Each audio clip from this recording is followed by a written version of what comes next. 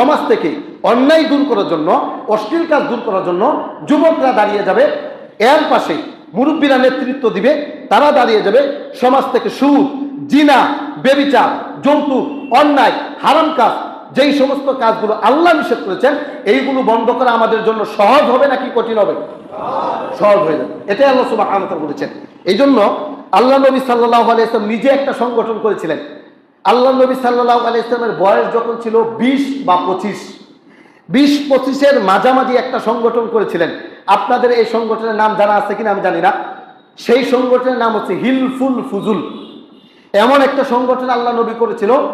এই হিলফুল ফুজুল সংগঠন কেন করেছিলেন? সিরিয়া থেকে একজন ব্যবসায়ী মক্কাতে এসেছিলেন ব্যবসা করার জন্য। তার মাল যখন সে ব্যবসা করার জন্য বসে, মক্কার সবচেয়ে প্রভাবশালী যারা, এই প্রভাবশালীরা তার মাল নিয়ে নেয়। তখন এই ব্যক্তি বলল যে টাকা দেন।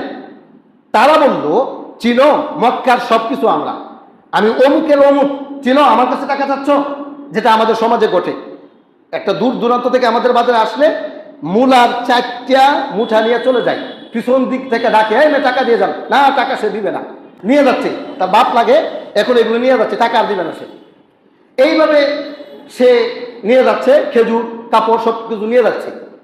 এইবার ওই ব্যক্তি, অসহায় ব্যক্তি, কান্নাকাটি শুরু করে দিচ্ছে, চিৎকার করা শুরু করে দিচ্ছে, আমি অসহায়, আমি গরিব, আমার টাকাগুলো নিয়ে যাচ্ছে, আমার সম্পদগুলো নিয়ে যাচ্ছে, আমাকে বাঁচান। কেউ পাশে দাঁড়ায় না। কয়েকজন যুবক দাঁড়িয়ে গেছে, তারা বললো আমরা অন্যায়ের বিপক্ষে দাঁড়িয়ে যাব। আল্লাহ নবী সাল্লাল্লাহু আলাইহি ওয়াসাল্লাম সে নিজেও এসেছেন, এসে বলছেন আমিও অন্যায়ের বিপক্ষে দাঁড়িয়ে যাব। এইভাবে হিলফুল ফুজুল সংগঠন গঠন কইরা তারা অন্যায়ের বিপক্ষে দাঁড়িয়ে যায়। অন্যায় যেখানে তারা আছে সেখানে।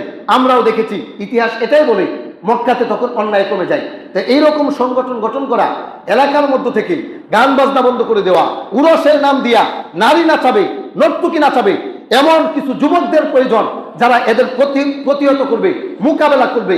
যদি জেল আসে, জুলুম আসে, অত্যাচার আসে, ফাঁসি আসে, হাসতে হাসতে গলায় ঝুলে যাবে, তারা মরে যাবে, আল্লাহকে সন্তুষ্ট করবে। মানুষ যদি তার প্রতি বিরক্ত হয়, এরপরে আল্লাহর সন্তুষ্টি নিয়ে উসমান হাদির মতো জীবন দিয়ে দিবে, এমন যুবকদেরকে সংগঠন গঠন করা, এটা আল্লাহর আদেশ।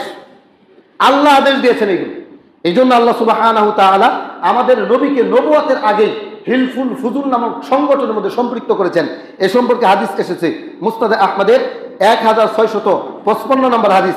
রাসূল সাল্লাল্লাহু আলাইহি ওয়াসাল্লাম বলেছেন, আমি এমন একটা সংগঠনের সাথে সম্পৃক্ত হয়েছিলাম যেই সংগঠনটা নবুয়তের আগে। আমাকে যদি নবুয়তের পরেও সেই সংগঠনে ডাকা হতো, আমি সেইখানে গিয়ে যোগ দিতাম। তাহলে এই হাদিস প্রমাণ করে আল্লাহ নবী সাল্লাল্লাহু আলাইহি ওয়াসাল্লাম নবুয়তের আগে এক সংগঠনে ছিলেন। তাদের উদ্দেশ্য ছিল মাজলুমের পক্ষে থাকা, অন্যায়ের বিপক্ষে থাকা। এটা নৈতিক দায়িত্ব।